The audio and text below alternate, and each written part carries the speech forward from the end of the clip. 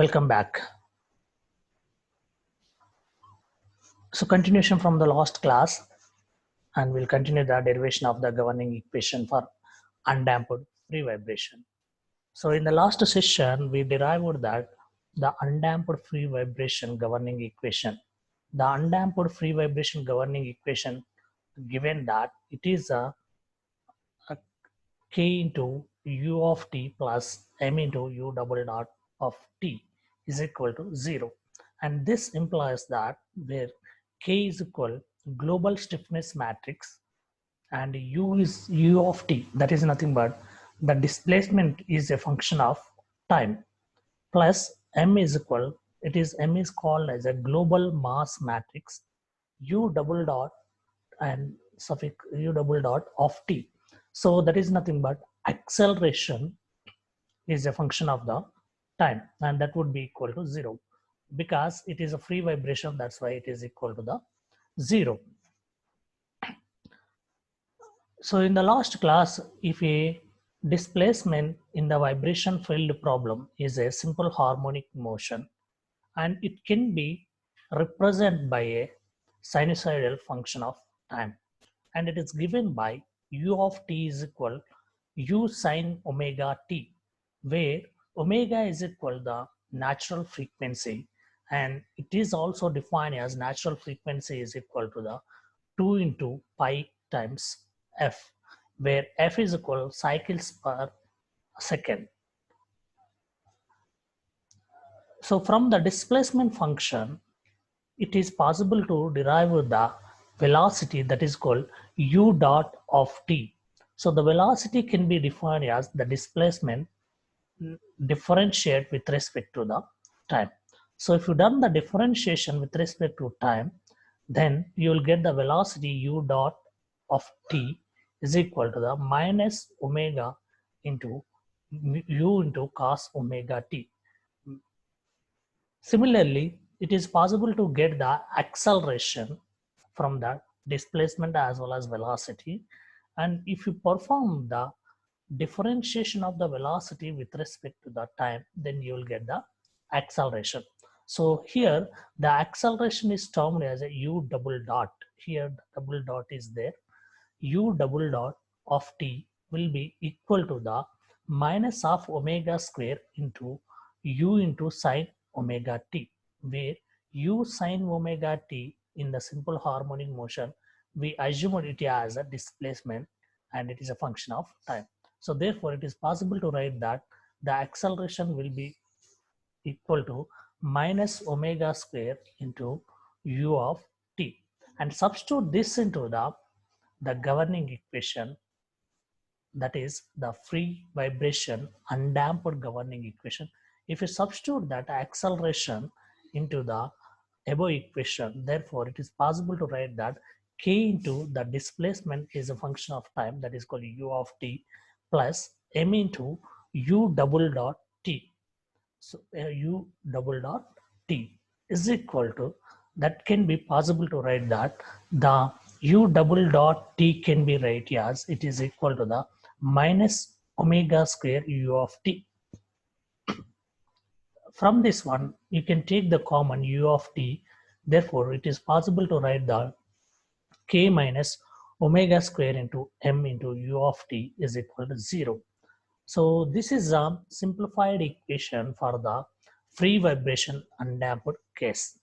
So in general, for a system with a n degree of freedom, satisfy the k and mass m are represented by a stiffness matrix k, capital K, and the mass matrix capital M.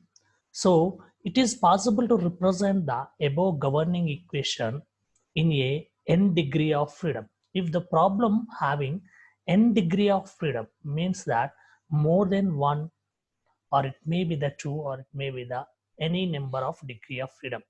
If n number of degree of freedom is there, or n number of elements are present in a problem, therefore the k can be represented as a capital K, where capital K is called as a global stiffness matrix and capital M is called as a global mass matrix.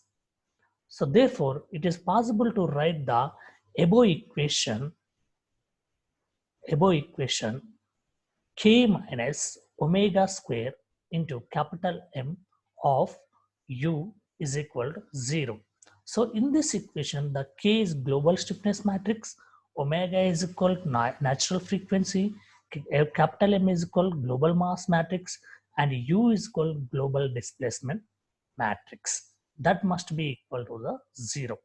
So you can divide this equation with a mass matrix.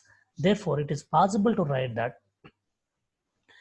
M universe K minus half M universe into M represent I identical matrix into displacement is equal to 0. So this is the case of the non-trivial case. Okay.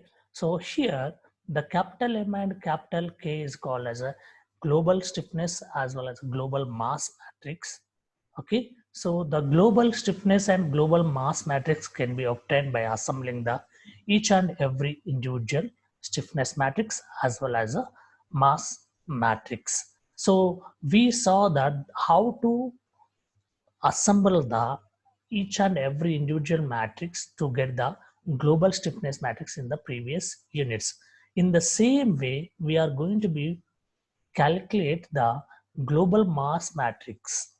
So the procedure will be common for finding the global stiffness matrix as well as a global mass matrix for the number of degree of freedom problem or number of element problem. So means that if the k having the n by n, therefore m is also having the range of n by n. So for a simplification, let us assume that if the k has the 4 by 4, the range of the global stiffness is 4 by 4. Therefore, m is also 4 by 4. If k is 10 by 10, therefore similarly m is also 10 by 10.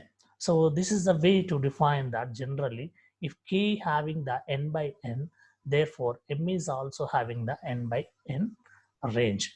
So this is typically eigenvalues problem with a omega square. The omega square is called as an eigenvalue where u is called as it is called as an eigenvector. So this equation is typically comes under the eigenvalues and the eigenvector problems. And here omega square is called as a eigenvalues and where u is called as a eigenvector. And here a structure with n degree of freedom will therefore having n eigenvalues as well as n eigenvector. Some eigenvalues may be repeated and some eigenvalues may be complex in pair. So the equation can be represented in the standard form, that is equal a of xi must be equal to lambda of I into xi. In dynamic analysis, omega suffix I indicated that ith natural frequency and x of I indicates that ith natural mode of vibration. A natural mode is a qualitative plot of nodal displacement. In every natural mode of vibration, all the points on the component will reach their maximum values at the same time and will pass through zero displacement.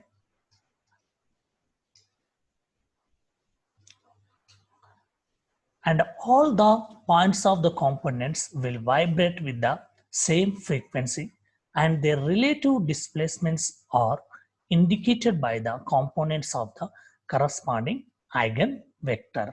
These relative or proportional displacements at different points on a structure remain same at every instant for undamped free vibration. Refer this below diagram. Hence, without loss of generality, the u of t can be written as a u.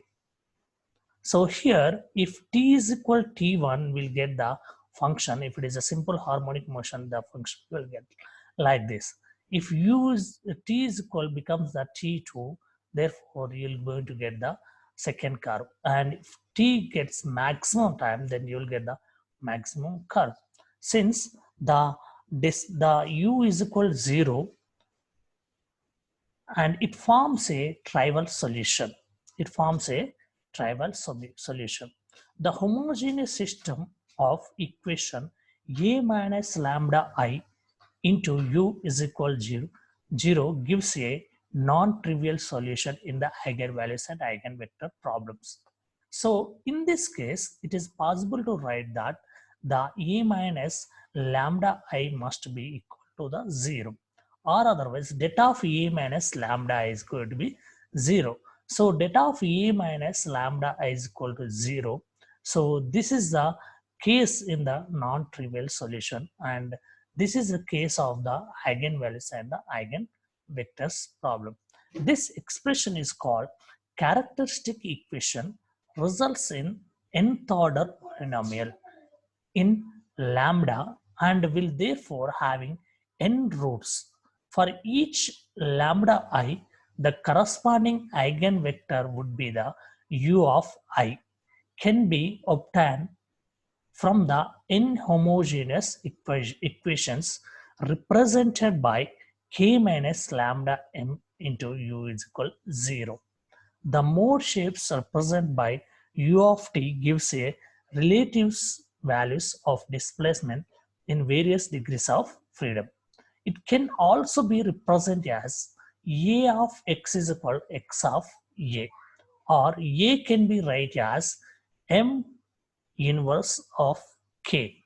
So X is called as a model matrix whose ith column represent ith eigenvector of x of I, and A is called the spectral matrix with each diagonal element represent one eigenvalue corresponding to the eigenvector of that column and of diagonal elements equal to 0. And let us see that some of the normalization of eigenvectors. So the equation of motion of free vibration would be the k minus omega square into m into u is equal 0. This is the governing equation for the free vibration undamped problems.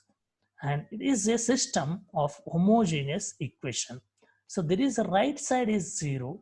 Therefore, it does not give unique numerical solution, and mode shape is a set of relative displacement in various degrees of freedom.